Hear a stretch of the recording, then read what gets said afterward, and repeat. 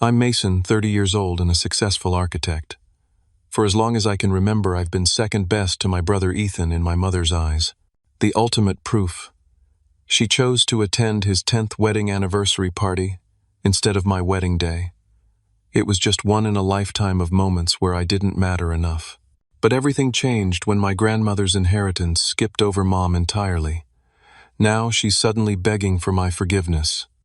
Before I get into this story that changed my family forever, let me know where you're watching from in the comments. Hit that like and subscribe button if you've ever felt invisible in your own family. Trust me, what happened next will show you it's never too late to stand up for yourself. Growing up in suburban Chicago, I noticed the difference in how my mom treated me and my brother Ethan pretty early on. Our house was nice enough, a 2-story colonial in a good school district that my dad worked overtime to afford. Dad was an engineer who often worked late, leaving Mom to handle most of the day-to-day parenting. And that's where the problems started. Ethan was 4 years older than me, and from my earliest memories, he was clearly the golden child. His bedroom had the cool space theme wallpaper he wanted, while mine stayed the basic blue my parents chose before I was born. When Christmas came around, Ethan's pile of presents always towered over mine. I tried not to count, but kids notice these things. Ethan needs more because he's older, Mom would explain when I asked about it. But that explanation started wearing thin as the pattern continued year after year. The first time I really understood something was wrong was my 8th birthday. Mom had promised a special day with a magic-themed party since I'd recently become obsessed with card tricks. Dad had even hired a local magician to perform. My friends arrived, we played games, and everything was going great until about halfway through. "Mason, honey," Mom said, pulling me aside while my friends were eating cake. "I need to leave for a little while. Your brother needs help with his science project that's due tomorrow." I remember staring at her cake fork in hand, trying to process what she was saying. "But it's my birthday party. Dad's here and the magician is about to start. I'll be back before it's over." She kissed my forehead quickly. "Ethan's project is worth 30% of his grade." She didn't come back until after all my friends had left. Dad tried to make up for it, helping me open presents and making a big deal about each one.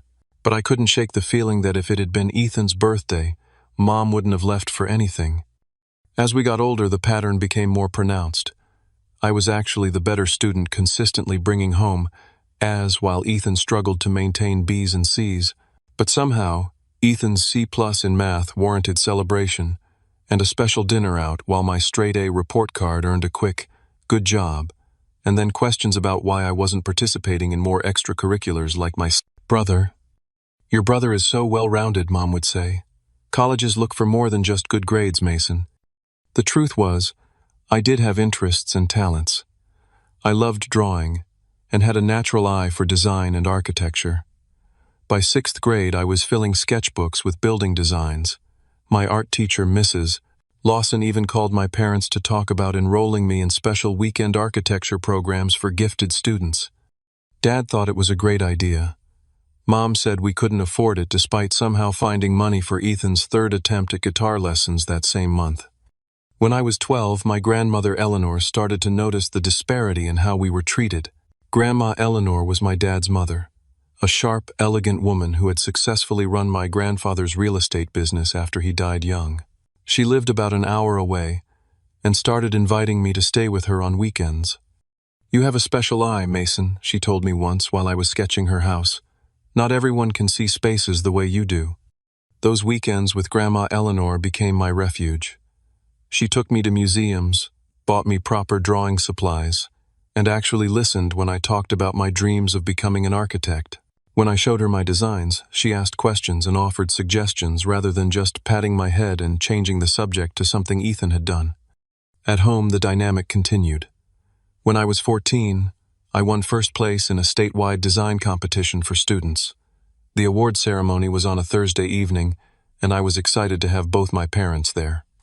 "I'm sorry, Mason," Mom said the morning of the ceremony.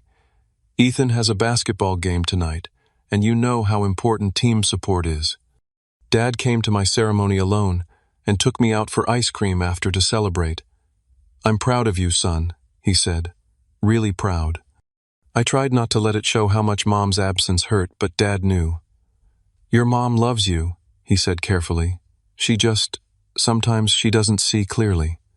By high school, I developed a strategy for dealing with the favoritism.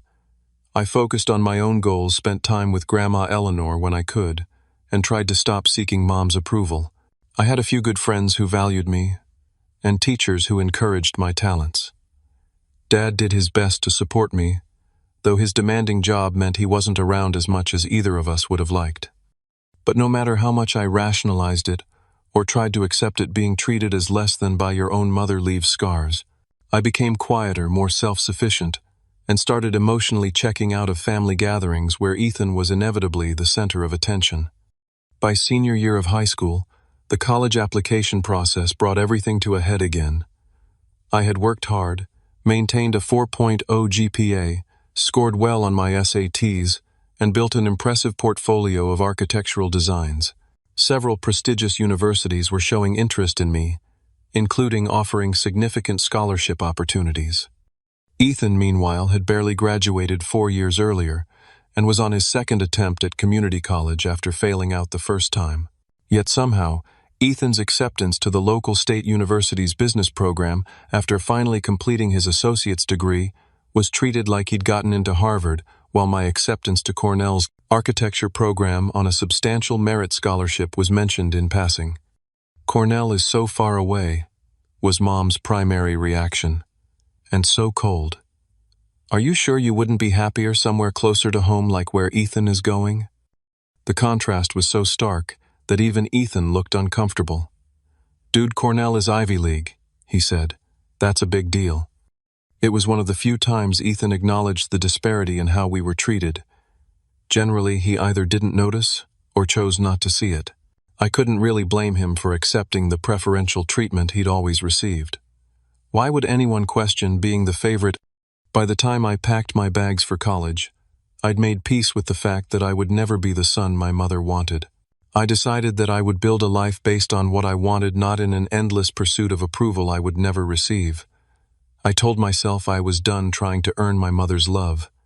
But as anyone who has ever been the unfavored child knows, making that decision and actually living it are two very different things.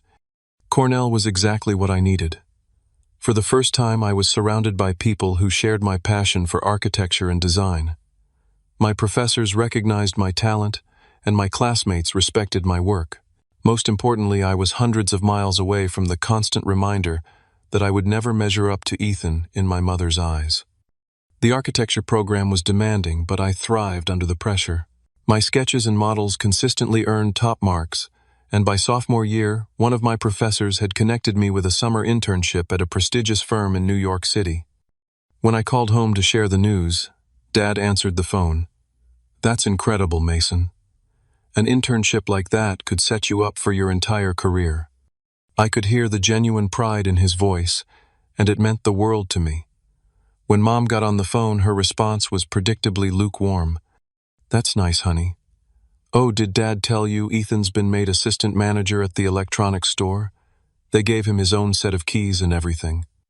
I bit my tongue to keep from pointing out that my internship was with an internationally renowned architecture firm, while Ethan's promotion was at the same retail job he'd had since high school.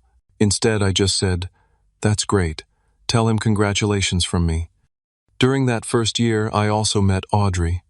She was studying art history and literally bumped into me at the library while carrying a stack of books on Renaissance architecture. We ended up talking for hours, and by the end of the night, I knew she was special. Audrey came from a warm, supportive family where achievements were celebrated regardless of who accomplished them. The first time I visited her home during Thanksgiving break, her parents treated me like I mattered.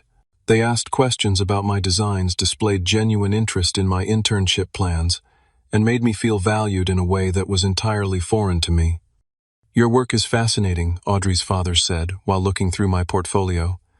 "You have a real talent for blending functional spaces with beautiful design." That simple comment nearly brought me to tears because it was exactly the kind of recognition I'd always craved from my own parents, specifically from my mother. Back at school, I also formed a close friendship with my roommate Trevor. He was studying engineering and understood the demands of a technical creative field. We bonded over all-nighters before big projects, shared a similar dry sense of humor, and eventually became the kind of friends who are more like brothers than my actual brother and I had ever been. "Your mom really doesn't get how impressive your work is, does she?" Trevor asked after overhearing one of my phone calls home. "She never has," I admitted. "I'm not sure she ever will." Trevor shook his head. "That's her loss, man." And he was right. As my college years progressed, I built a circle of people who valued me for who I was. Audrey, Trevor, my professors, even Audrey's family, they all saw something in me that my own mother seemed blind to. During holiday breaks, when I did go home, the dynamic hadn't changed. Ethan's mediocre achievements were still celebrated enthusiastically, while my successes were acknowledged briefly before the conversation moved on. The difference was that now I had enough external validation that Mom's indifference stung less. Grandma Eleanor remained my biggest champion in the family. She had moved to a beautiful retirement community but still insisted I visit whenever I was home. She displayed my architectural drawings in her living room and bragged about me to her friends. "You're building a wonderful life, Mason," she told me during my junior year winter break. "On your own terms." I admire that tremendously. During my senior year of college, the contrast between how my mother treated Ethan and me came to a head during the holidays. I had recently won a prestigious student competition that included publication in an architectural journal, a major accomplishment for an undergraduate. Meanwhile, Ethan had finally completed his business degree after 6 years and had an interview lined up with a local insurance company.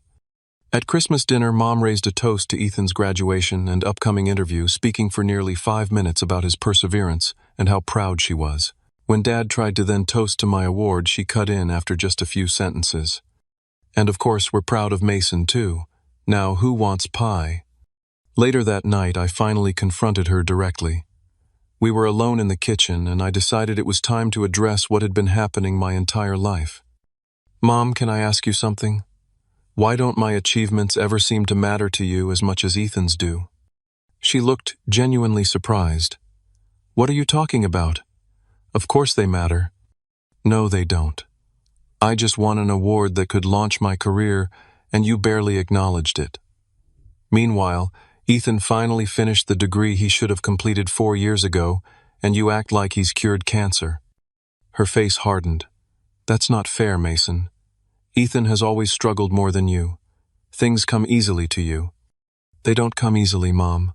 I work incredibly hard. The difference is that you notice his effort and ignore mine." "You're being too sensitive," she said dismissively. "I love both my sons equally." "You might love us both, but you don't treat us equally. You never have." She shook her head and busied herself with cleaning up, effectively ending the conversation. Nothing changed, but at least I'd finally said what I'd been holding in for years. When graduation approached, I learned I would be receiving my degree with highest honors. The ceremony would include special recognition for the select few students graduating summa cum laude. I sent formal invitations to my parents and Grandma Eleanor months in advance. 2 weeks before the ceremony, Mom called. "Mason, I'm not sure we'll be able to make it to your graduation after all. Ethan just found out he got the insurance job, and they're having a welcome dinner for new employees that same weekend." I gripped the phone so tightly my knuckles turned white. "My college graduation happens once, Mom. This is one of the biggest days of my life." "I know, honey, but this job is such a big opportunity for your brother. You know how hard he's worked for this." In the end, Dad drove up alone. Grandma Eleanor, despite being 80 years old, insisted on making the trip as well. Audrey and her parents attended too, cheering loudly when my name was called. Mom sent a text message. "Congratulations. Sorry we couldn't be there. Ethan says hi from his company dinner." As I stood there in my cap and gown, surrounded by people who had chosen to be there for me, I made a decision. I would no longer expect anything from my mother. I would live my life, build my career, and find happiness without her approval. It was the only way forward. Little did I know that the pattern of favoritism was about to hit even more painful heights in the years to come. After graduation, I accepted a position with Sullivan & Partners, a cutting-edge architecture firm in Boston. The starting salary was excellent. The firm's reputation was stellar, and it put me about 4 hours from my hometown, just enough distance to make frequent visits impractical without completely cutting me off from family. Audrey and I had been dating for 3 years by this point, and she had been offered a curatorial assistant position at the Boston Museum of Fine Arts. We decided to move together, finding a small but charming apartment in Cambridge that we could just afford if we combined our entry-level salaries. My career took off almost immediately. The skills and creativity that had made me stand out in college translated well to professional work. Within my first year, one of my design elements was incorporated into a major commercial project, earning me recognition within the firm and an unexpected bonus. I called home to share the news, hoping that professional success might finally earn my mother's genuine approval. Dad was thrilled, asking detailed questions about the project and my contribution. Mom said, "That's nice, dear," before quickly changing the subject to Ethan's new company car, a standard perk for all insurance agents at his level. Meanwhile, Ethan was struggling with the realities of his job. The insurance position wasn't working out as he'd hoped, and within 8 months he'd quit to start his own business selling custom promotional products to local companies. Mom spoke about this career move as if he were a visionary entrepreneur taking a bold risk rather than someone who couldn't handle the structure of corporate employment. "Your brother is so brave," she told me during one phone call. "It takes real courage to bet on yourself like that." What she didn't mention, but Dad later revealed, was that she had given Ethan $20,000 from her personal savings to launch this venture. This was money that had supposedly been set aside for both of us to eventually inherit. "I didn't know how to tell you," Dad said when he finally admitted this to me. "I tried to talk her out of it, but you know how she gets when it comes to your brother." Dad's health had begun to decline around this time. Years of stress and long hours had taken their toll, and at 60 he was diagnosed with heart problems that required him to significantly reduce his workload. This meant I started traveling home more frequently to help out despite the discomfort of being around Mom's ongoing favoritism. During these visits, I noticed that Ethan rarely came by to help with yard work or home repairs, despite living just 20 minutes away. Yet Mom constantly made excuses for him. He was busy with his new business. He had networking events. He and Rachel were looking at houses in better neighborhoods. Rachel was Ethan's wife, a woman who seemed perfectly matched to him in her expectations of preferential treatment. She had never worked during their marriage, claiming various creative pursuits that never materialized into actual projects. She expected lavish gifts for every occasion and complained when the offerings didn't meet her standards. "I can't believe your mother only got me a $100 spa certificate for my birthday," I overheard her telling Ethan during one family dinner. "Your brother's girlfriend got a similar one, and she's not even family yet." What Rachel didn't know was that Audrey's gift had actually come from Dad alone, while Rachel's had come from both parents. The disparity continued even in the smallest details. During this period, my relationship with Grandma Eleanor deepened. Now in her late 70s, she remained sharp as ever and increasingly concerned about the family dynamics. "Your mother means well," she told me during a private lunch while I was home helping Dad recover from a minor procedure. "But she has never been able to see how her behavior affects you, and I worry about your father enabling it for so many years." "Dad tries," I said, defending him instinctively. "He does," she agreed. "But trying isn't always enough, is it? Sometimes you have to actually stand up and say no." As Dad's health issues continued, he began to have serious conversations with me about the future. During one visit, he asked me to take a walk with him around the neighborhood, something the doctor had encouraged for his recovery. "I need to talk to you about something important," he said as we walked slowly past familiar houses. "It's about my will and what happens after I'm gone." My stomach tightened. I didn't want to think about Dad not being here. "Mason, I've watched how your mother has treated you compared to Ethan all these years. I've tried to make up for it, but I know it hasn't been enough." "Dad, you don't have to." He held up his hand. "Please let me finish. I've made some decisions about my estate that your mother doesn't know about. I've set up a separate trust for you that she can't access or change. I want to make sure you're treated fairly, at least in this one way." I felt a complex mix of emotions: appreciation for his attempt at fairness, sadness, that it had come to this and anxiety about how Mom would react when she eventually found out. "There's something else," Dad continued. "I've spoken to your grandmother about all this. She's concerned about how your mother might handle things when I'm gone." Before he could elaborate, Dad stumbled slightly, putting his hand on a nearby fence to steady himself. His face had gone pale. "Dad, are you okay?" He tried to smile reassuringly, but I could tell something was wrong. "Just a little dizzy. Let's head back." We never finished that conversation. 2 days later, Dad collapsed at work and was rushed to the hospital. The heart attack was massive, and despite the doctor's best efforts, he never regained consciousness. Just like that, the one person who had truly seen me in my immediate family was gone. The day Dad died, everything changed. I got the call from Mom while I was in a client meeting. Her voice was so choked with tears, I could barely understand her, but the words, "hospital" and "heart attack" cut through clearly.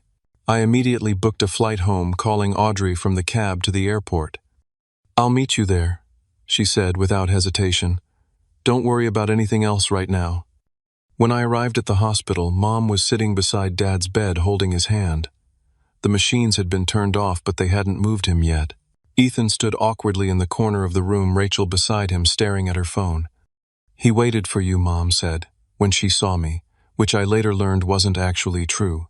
The doctors confirmed Dad had already passed before I could possibly have arrived. But it was a nice thought, and one of the few genuinely maternal things Mom had said to me in years. The next few days passed in a blur of funeral arrangements and paperwork.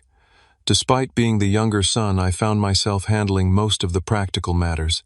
My career in architecture had given me organizational skills that proved useful in navigating the chaos of death certificates, funeral homes, and insurance policies.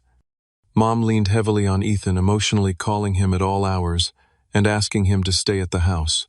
When decisions needed to be made about the service, she deferred to him on almost everything from the choice of music to which photo of Dad would be displayed. "What do you think your father would have wanted?" she asked Ethan during one planning session, despite the fact that I had spent far more time with Dad in recent years due to his health issues. "Actually," I interjected gently, "Dad told me specifically that he wanted Amazing Grace played. It was his mother's favorite hymn." Mom looked surprised, then slightly annoyed. "Well, Ethan thinks the other song would be more appropriate, and he knew your father's tastes better." I bit my tongue, remembering this wasn't the time for old arguments. Grandma Eleanor, who had arrived the day after Dad's death, caught my eye across the room and gave me a sad, knowing smile. The funeral itself was well attended. Dad had been respected in the community and had many friends from work and local organizations. I was asked to deliver one of the eulogies, which I crafted carefully to honor the man who had tried his best to bridge the gap in our fractured family. My father taught me that success isn't measured by recognition but by the quiet satisfaction of doing what's right. I said, my voice steady, despite the grief tightening my chest. He showed me that sometimes the greatest strength is in silent support, and that love doesn't always need to be loud to be real. From the front row, I saw Mom dabbing at her eyes while leaning against Ethan. Grandma Eleanor sat straight-backed and dignified, her eyes never leaving me as I spoke. At the graveside, the reality of Dad's absence hit me full force. As they lowered his casket, I felt a fundamental shift in my world. The buffer between Mom's favoritism and me was gone. The quiet advocate who had tried to balance the scales when no one was looking would never make another subtle intervention on my behalf. Audrey stood beside me, her hand firm in mine. On my other side, unexpectedly, was Grandma Eleanor. At 80 years old, she had insisted on standing for the entire graveside service, refusing the chair that had been provided for her. "He was my son," she had said simply, when the funeral director tried to convince her to sit. "I'll stand for him one last time." After everyone else had left, Grandma Eleanor asked me to stay behind with her for a moment. She reached into her handbag and pulled out an envelope. "Harold wanted you to have this," she said, using Dad's formal name as she sometimes did. "He gave it to me last month, almost as if he knew." Inside the envelope was a letter in Dad's neat engineer's handwriting, dated just 3 weeks earlier. "Mason," it began, "if you're reading this, then the conversations we never finished will have to remain that way. I've spent too many years watching your mother favor your brother, making excuses to myself about why I didn't do more to stop it. The truth is, I was a coward in many ways. I didn't want to risk my marriage by challenging her directly, so I tried to make it up to you in smaller ways. I know now that wasn't enough. You have grown into an extraordinary man, despite not because of how you were raised. Your talent, your kindness, your resilience, these are qualities that make me prouder than I can express. I've made arrangements to ensure that you are treated fairly in material matters after I'm gone, but I know that doesn't heal the emotional wounds of a lifetime. All I can say now is that I love you, son, completely and without reservation. You were never second best to me. I read the letter 3 times before carefully folding it and putting it in my pocket. Grandma Eleanor watched me with tears in her eyes. He meant every word she said softly. In the days after the funeral, the practical matters of Dad's estate had to be addressed. The family gathered in the office of Dad's attorney, Mr. Winters, for the reading of the will. Mom seemed confident about what would happen, having apparently assumed that everything would be split equally between her and the 2 children, or perhaps even with a larger portion for Ethan. Mr. Winters adjusted his glasses and began reading. The will was relatively straightforward. Mom would get the house and its contents, as expected. There was a life insurance policy that would provide her with financial security. But then came the surprise: the bulk of Dad's personal investments and savings had been placed in a separate trust with me as the sole beneficiary. "This can't be right," Mom interrupted. "There must be a mistake." "There's no mistake, Mrs. Walker," Mr. Winters said calmly. "Your husband was very clear about his wishes. He updated his will last year, and I personally verified that he understood the implications of his decisions." Mom turned to look at me, a mixture of shock and betrayal on her face. "Did you know about this?" "I knew Dad was concerned about being fair," I said carefully, "but I didn't know the details." The drive home was silent and tense. When we arrived back at the house, Mom immediately went to her room without speaking to anyone. Ethan pulled me aside, his expression unusually serious. "Look, I know things haven't always been balanced between us," he said awkwardly. "But did you have to take everything? Mom's really upset." "I didn't take anything, Ethan. Dad made these decisions on his own, and Mom is well provided for. She has the house, the life insurance, and her own savings. I didn't mention that a significant portion of her savings had already gone to fund his business ventures. Still, it feels like you turned Dad against us somehow." I almost laughed at the irony. "Trust me, that's not what happened." In the following weeks, I returned to Boston and tried to process everything that had occurred. The grief of losing Dad, the complicated feelings about his final attempt to balance the scales, and the newly strained relationship with Mom and Ethan all weighed heavily on me.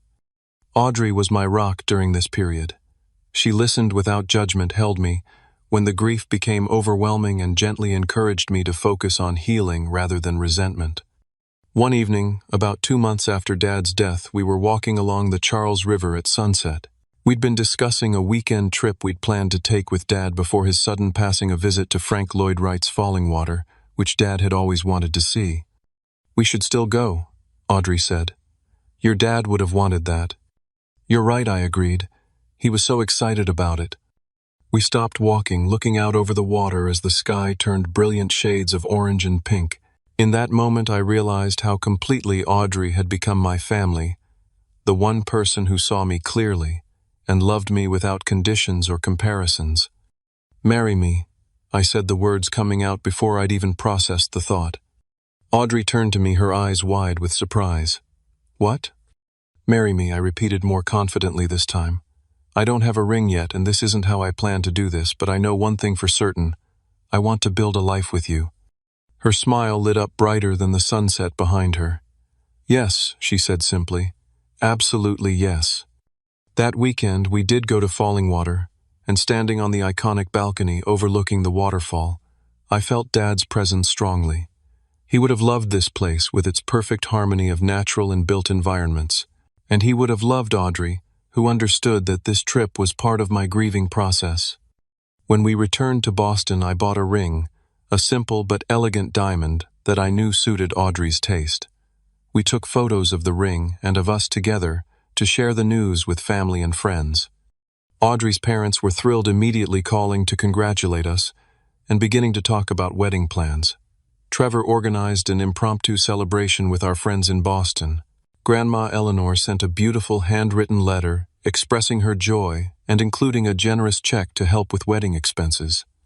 Mom's reaction was considerably more subdued. "Well, that's nice," she said when I called to tell her. "Have you set a date yet?" "Not officially, but we're thinking next spring." "Oh, you might want to reconsider that timing," she said quickly. "Ethan and Rachel are planning something special for their 10th anniversary around then. They're thinking of renewing their vows." I felt the familiar sting of being considered secondary but pushed past it. "We'll keep that in mind, but we'd really like a spring wedding." What I didn't know then was that this conversation was the prelude to what would become the most painful example yet of where I stood in my mother's priorities. Audrey and I began planning our wedding with excitement and optimism. We wanted something meaningful but not extravagant, a celebration that reflected our values and relationship. We found a beautiful venue, a restored historic building with architectural significance that spoke to my professional passions and Audrey's love of history. The venue had limited availability, so we immediately secured a date in late April. It was perfect. Spring flowers would be blooming, the weather would likely be mild, and it gave us just over 10 months to plan. We sent save-the-date cards to our guest list in June, giving everyone plenty of advance notice. I called Mom personally to make sure she had received her save-the-date card. "Yes, it came yesterday," she confirmed. "April 27th. I put it on my calendar." "Great," I said, feeling relieved that there would be no confusion. "We're really excited about the venue we found." "That's nice, dear." "Oh, before I forget, Ethan and Rachel stopped by yesterday with the most wonderful news.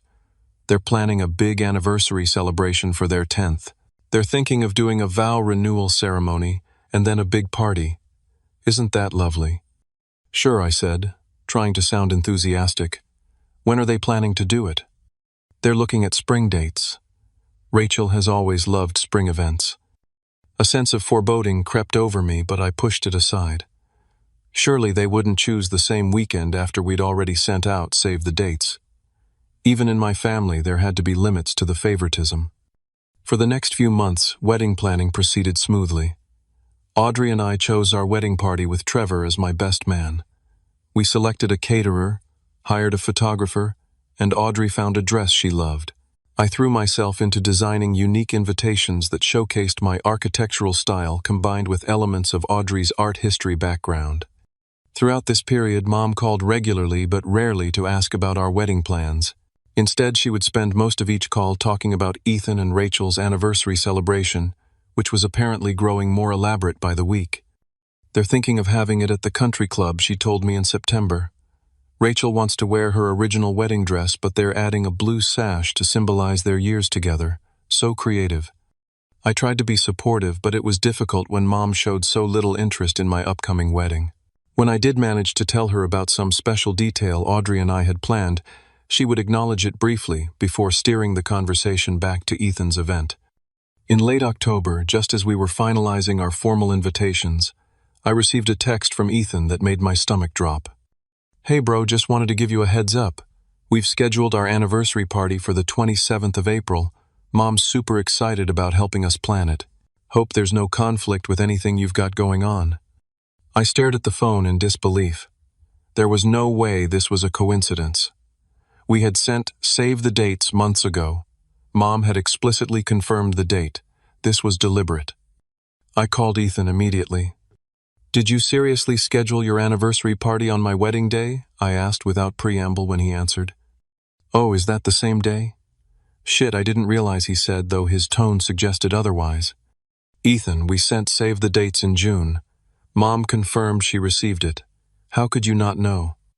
"Look, it wasn't intentional," he said defensively. "This was the only weekend the country club had available that worked with Rachel's parents' schedule. They're coming in from Arizona. Can you change it? We've already put deposits down on everything, and our invitations are about to go out." There was a pause. "I don't think that's possible. We've already paid the non-refundable deposit, and Rachel's really set on this date. Can't you guys move yours?" You haven't sent the actual invitations yet, right? I felt a surge of anger so intense I had to take a deep breath before responding. No, Ethan, we can't move our wedding. We sent save the dates 4 months ago specifically, so people could plan accordingly. You knew the date. Well, this puts Mom in a tough position, he said, as if that were the primary concern. I'll talk to Mom myself, I said, ending the call before I said something I might regret. When I called Mom, she answered with a cheerfulness that only intensified my suspicion that this conflict was not accidental. Mason, I was just thinking about you. I found these lovely napkins that would be perfect for your reception. Mom, did you know that Ethan and Rachel scheduled their anniversary party on the same day as my wedding? Her tone changed immediately. Oh yes, about that. It's unfortunate, but it was the only date that worked for them. The country club is very exclusive, you know. Mom, we sent save the dates months ago. You knew when our wedding was scheduled. I know, dear, but this is their 10th anniversary. It's a very significant milestone. I couldn't believe what I was hearing. And my wedding isn't significant. Of course it is, but you have to understand, they've been planning this for ages. No, they haven't. We announced our date in June. They just booked this recently. She sighed as if I were being unreasonable. Mason, I don't understand why you're making such a big deal about this. There are plenty of other weekends. Not for us, Mom. Our venue is booked, deposits are paid, and guests have already made travel arrangements. We're not changing our wedding date. There was a long pause. Well, I don't know what you expect me to do. I can't be in 2 places at once. And there it was, the moment I had been dreading. She was actually considering missing my wedding to attend Ethan's anniversary party. I expect you to be at my wedding, Mom. I'm your son, and I'm getting married. Once. You're putting me in an impossible position, she said, her voice taking on the wounded tone she often used when challenged. Ethan will be devastated if I'm not there for his special day. And I won't be devastated if you miss my wedding, I asked incredulously. That's not what I meant. I need some time to figure this out. After that conversation, I was too upset to think clearly. I called Audrey, who rushed home from work to find me pacing our apartment in a state of disbelief. She's actually considering not coming. I told her, still struggling to process it. My own mother might skip my wedding for my brother's anniversary party. Audrey's face reflected my pain. Oh, Mason, I'm so sorry. What kind of mother does that? I asked the hurt child inside me, finally giving voice to the question I'd been carrying my whole life. I don't know, Audrey said softly, taking my hands in hers. But I do know that we're going to have a beautiful wedding surrounded by people who truly love and support us. And if your mother makes the wrong choice, that's her loss. In the weeks that followed, the situation deteriorated further. Mom began suggesting compromises that all involved us changing our plans to accommodate Ethan and Rachel. Perhaps we could have a morning ceremony, and they could have an evening reception. Or maybe we could move our wedding to the following day, making it a Sunday wedding, when many of our guests would need to travel. Each suggestion made it clearer that in her mind, our wedding was the flexible event, not their anniversary party. The years of subtle and not-so-subtle favoritism had culminated in this.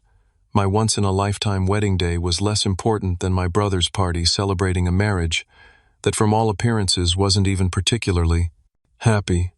Grandma Eleanor was outraged when I told her what was happening. Despite her age, she immediately offered to intervene. This has gone too far, she said firmly.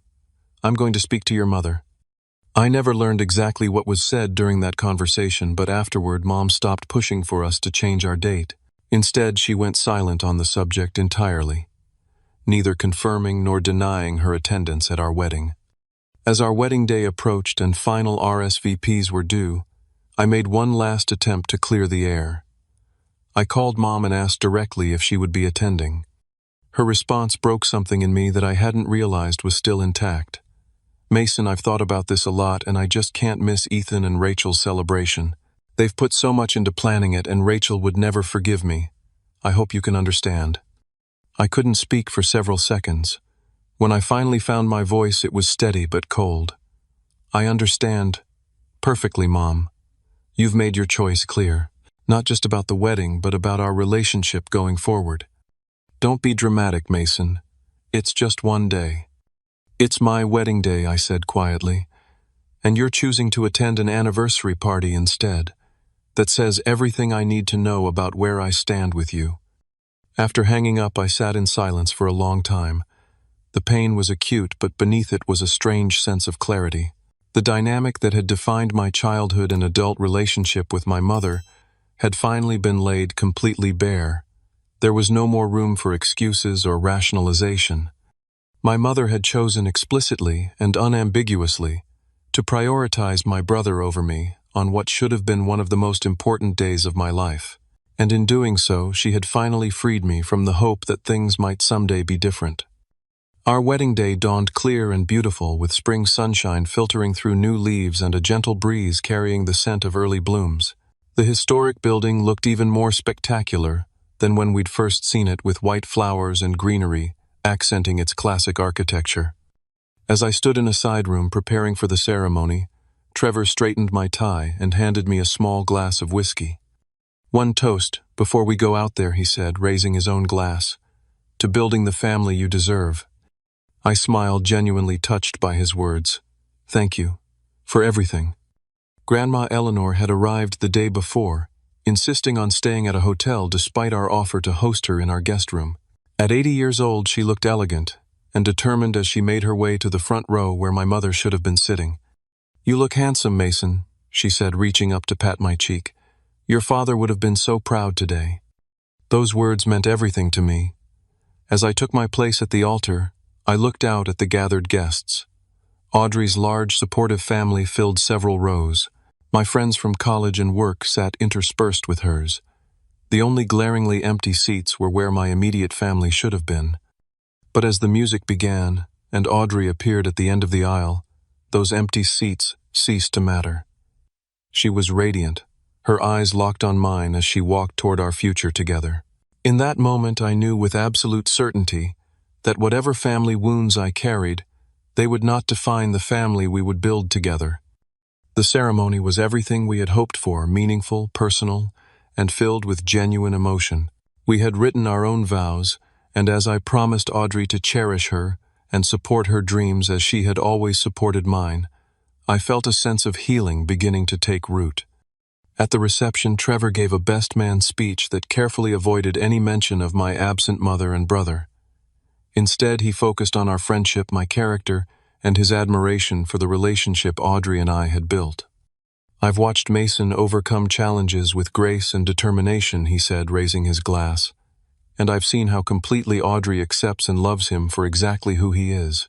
Together, they remind us all what family should really be about."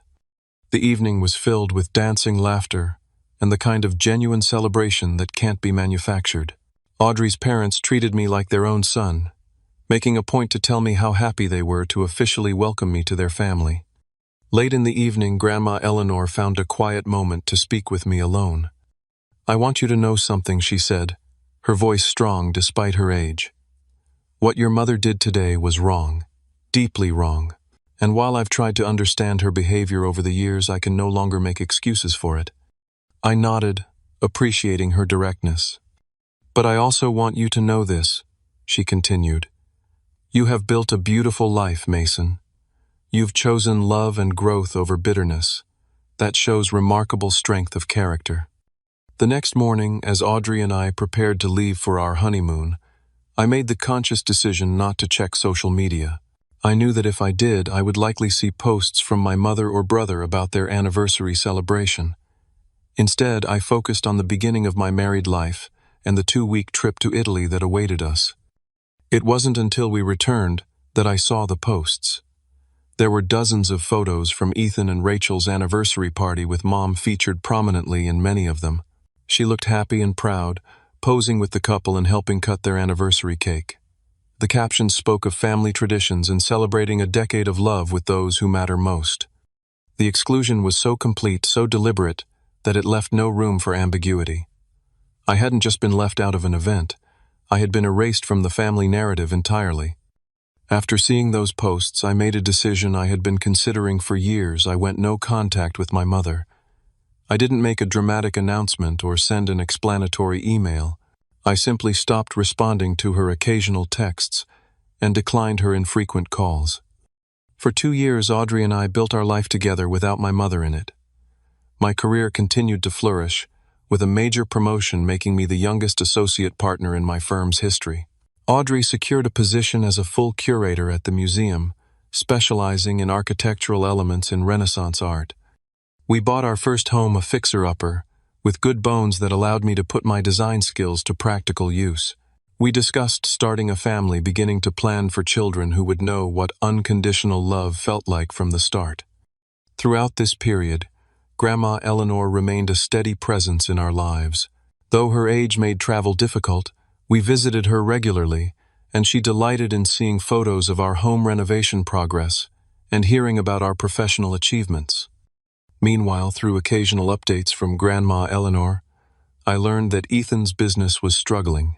The initial success had been short-lived, and he had cycled through several business ideas without finding sustainable success. Mom had continued to provide financial support, depleting her savings further. It was during this period that I received a prestigious architectural award for a sustainable urban housing project I had designed. The award ceremony was covered in several industry publications, and apparently word got back to my hometown. The first text from Mom in months arrived shortly after. "Just saw about your award. Congratulations. Would love to hear more about it." I didn't respond. The time when her approval would have meant something had long passed. More texts followed over the subsequent weeks, each one acting as if there had been no estrangement, no missed wedding, no 2 years of silence. "Thinking of you today. Saw a building on television that reminded me of your style. Hope you and Audrey are well." I showed these messages to Audrey, unsure how to feel about this sudden attempt at connection. "What do you think she wants?" I asked. Audrey considered this carefully. "I'm not sure, but I think you should trust your instincts about whether her interest is genuine." My instinct said it wasn't, and I continued my policy of no contact. Then, about 27 months after our wedding, I received an unexpected call from Grandma Eleanor's retirement community. Eleanor had been hospitalized after a fall, and the prognosis wasn't good. I immediately booked flights for Audrey and me. When we arrived at the hospital, we found Mom already there, sitting awkwardly in the waiting room. Our eyes met briefly before I looked away, focusing instead on finding Eleanor's doctor. The news wasn't what I had hoped for. At 82, Eleanor's body wasn't responding well to treatment and complications had developed. The doctor spoke candidly about preparing for the worst while hoping for improvement. Over the next several days, Audrey and I practically lived at the hospital. Mom appeared daily as well, though we managed to coordinate our visits to minimize interaction. The one time we ended up in Eleanor's room simultaneously, the tension was palpable, until Eleanor herself addressed it. "For goodness sake," she said weakly from her hospital bed, "I'm too old and too tired for this. Diane, go get yourself some coffee. I need to speak with Mason alone." After Mom left, Eleanor fixed me with the direct gaze that had always seen through pretense. "Mason, I need to tell you something important." I moved closer to her bed, taking her frail hand in mine. "What is it, Grandma?" "I've made decisions about my estate," she said, her voice gaining strength with each word. "Decisions your mother won't like, but that I believe are right."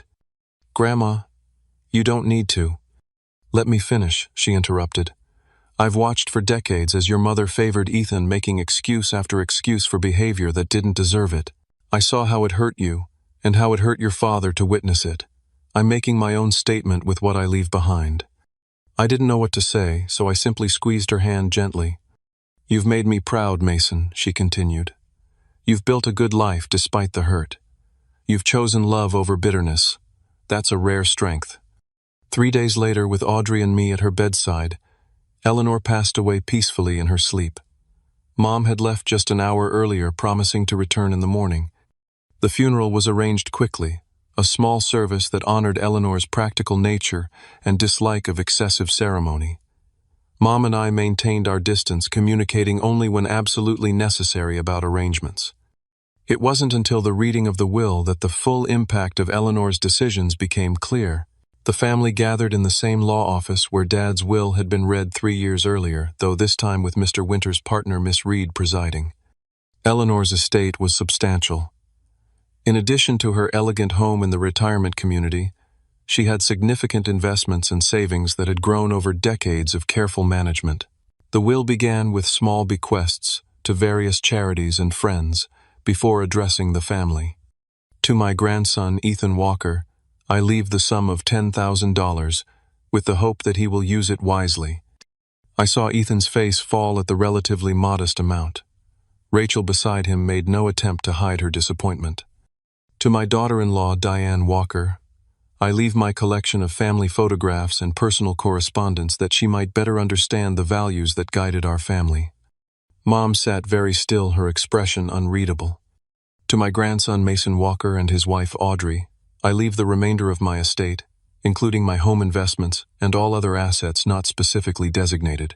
Mason has demonstrated the character, responsibility, and compassion that I value most, and I trust him to be a good steward of what I leave behind. The room went completely silent.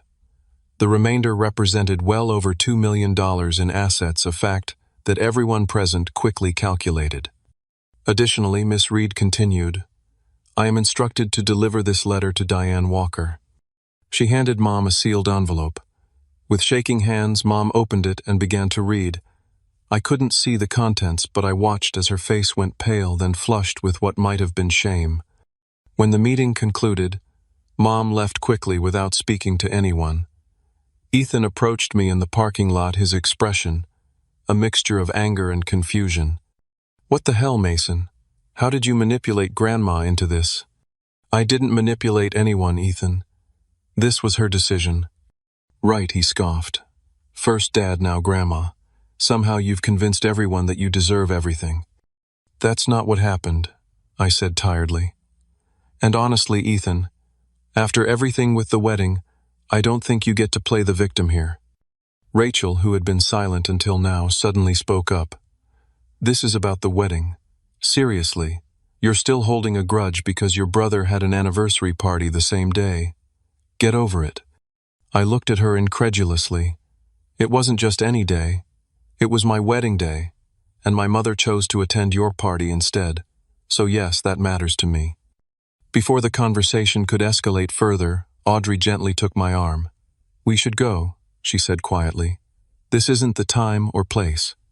She was right, as she so often was.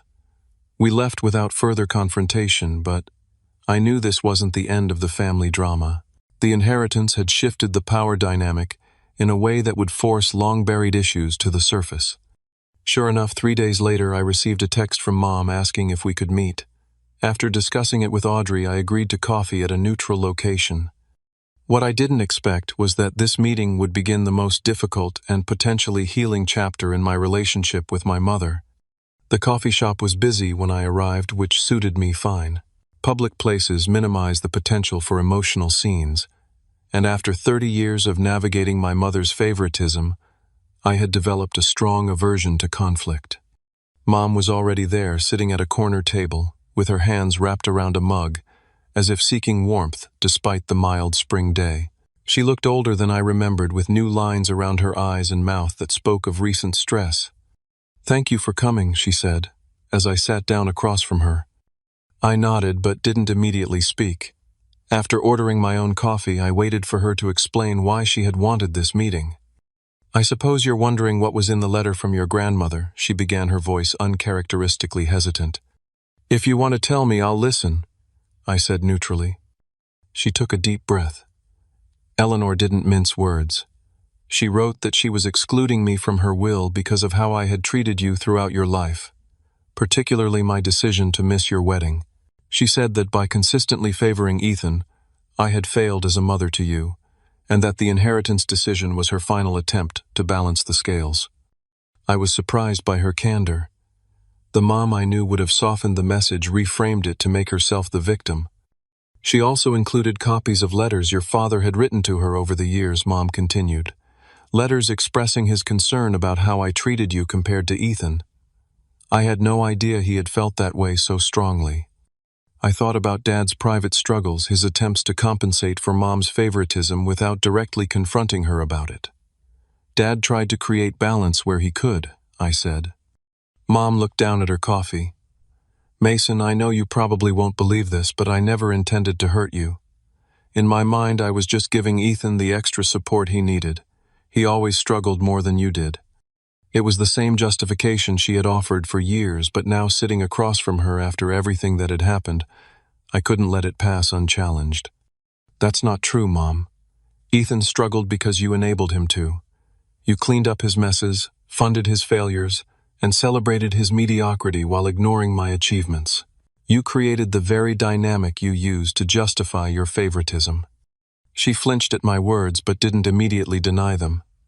After a moment, she spoke again. When you were born, you were so different from Ethan. You were quieter, more self-sufficient. You seemed to need me less while Ethan was always demanding attention. It became a pattern that I didn't know how to break. You could have broken it by showing up for my wedding. I said the words coming out more sharply than I had intended. That was your chance to show me I mattered too, and you chose not to take it. To my surprise, tears filled her eyes. I know, there's no excuse for that. None. I've had a lot of time to think since Eleanor's letter, and I keep coming back to that decision. It was unforgivable. Then why did you do it? I asked the question that had haunted me for 2 years. She was quiet for so long I thought she might not answer. When she did, her voice was barely above a whisper. Because I was a coward. Because Ethan and Rachel pressured me relentlessly, and I was afraid of losing my relationship with them if I chose you. Because I had spent so many years building my identity around being the mother Ethan needed that I didn't know how to be the mother you deserved. Her admission stunned me. In all our years of conflict, Mom had never acknowledged her behavior so directly. The irony, she continued, is that I lost my relationship with you anyway. And now Ethan barely speaks to me since the will reading. He blames me for not somehow changing Eleanor's mind. I felt a complex mix of emotions. Vindication that my grandmother had seen the truth so clearly, sadness for the relationship I'd never had with my mother, and a strange, unexpected flicker of hope that perhaps at long last Mom was beginning to understand the damage she had caused. I'm not asking for forgiveness, Mason, she said, meeting my eyes. I don't deserve it, but I am asking for a chance to try to do better, to be in your life on whatever terms you set. The money doesn't matter to me. What matters is that I finally realized what I've lost by my own choices. I wanted to believe her, but after a lifetime of disappointment, trust didn't come easily. I need time to think about this, I said finally. And if I do decide to give you another chance, there would have to be boundaries. Clear ones. She nodded quickly. Of course, anything. I need to talk to Audrey too. This affects her as well. I understand. And Mason, thank you for meeting me today. I know you didn't have to. As I drove home afterward, I found myself remembering something Grandma Eleanor had once told me. Forgiveness isn't about erasing the past. It's about creating the possibility for a different future. When I got home, Audrey was waiting with her characteristic patience and wisdom. I told her everything about the meeting, including Mom's unprecedented admission of her failures. What do you think I asked her? Am I crazy to even consider giving her another chance? Audrey considered this carefully. I don't think you're crazy, but I do think you need to protect yourself. If you decide to rebuild a relationship with your mother, it should be on terms that acknowledge the past rather than pretending it didn't happen. And what would that look like? Maybe starting small. Coffee once a month. Clear boundaries about what topics are open for discussion. And most importantly, an understanding that if she falls back into old patterns, you'll step away again. Over the next few weeks, I thought deeply about what I wanted. The hurt child in me craved the maternal love I'd never fully received. The rational adult recognized that even if Mom was genuinely remorseful, decades of behavior patterns wouldn't change overnight. Finally, I called her and suggested another meeting, this time with Audrey present as well. We met at a quiet restaurant, and I laid out my conditions for cautiously reopening our relationship. First, I need an acknowledgement that what happened throughout my childhood, and especially with the wedding, was wrong. Not just regrettable or a misunderstanding, but wrong. Mom nodded. It was wrong. All of it. I failed you as a mother, and there's no justification for that. Second, if we're going to have any relationship moving forward, it has to be balanced. That means no more talking endlessly about Ethan and his life, while showing minimal interest in mine. I understand, she said. I want to know about your life, Mason. Really know. Third, we start small. Monthly meetings like this. We build trust gradually. That seems fair, she agreed. And finally, I need you to understand that this is conditional.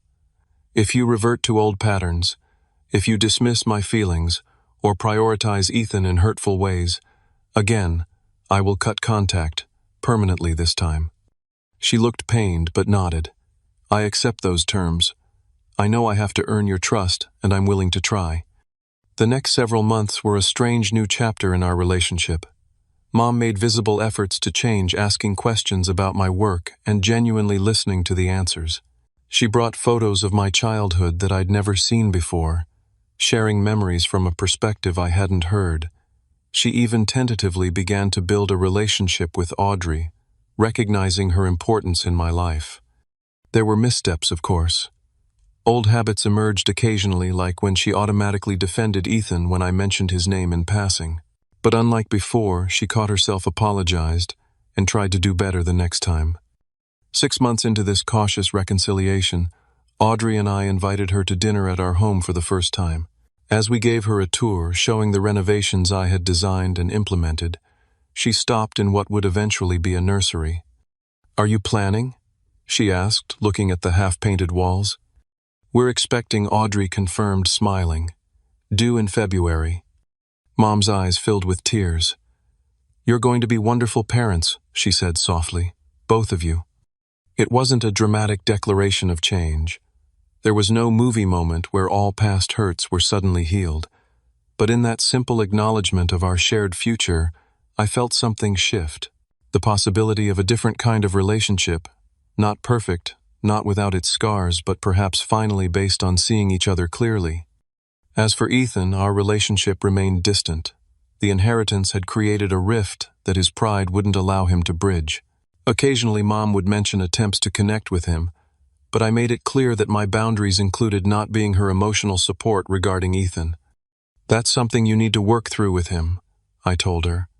"Or with a therapist, but not with me." She accepted this, another small sign of change. In the years since, we've built a cautious but increasingly genuine relationship.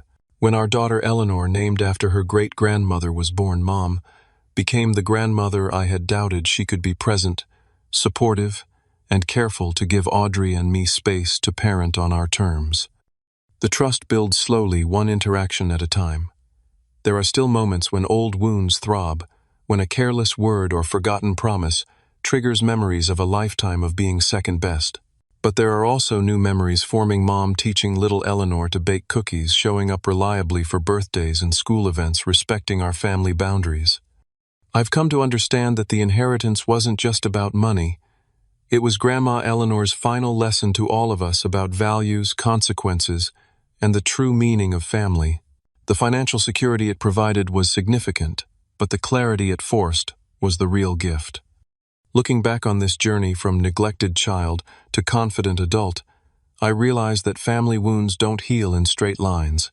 Reconciliation doesn't erase history. It builds something new that acknowledges the past while refusing to be defined by it. The child who craved his mother's approval has become a man who understands his own worth regardless of others' ability to recognize it. And that, perhaps, is the most valuable inheritance of all. So I want to ask you, have you ever had to establish boundaries with family members who hurt you? How did you balance forgiveness with self-protection? Let me know in the comments below. And if this story resonated with you, please like, subscribe, and share it with someone who might need to hear that it's never too late to stand up for your own worth. Thank you for listening to my story, and remember that sometimes the family we build matters more than the family we're born into.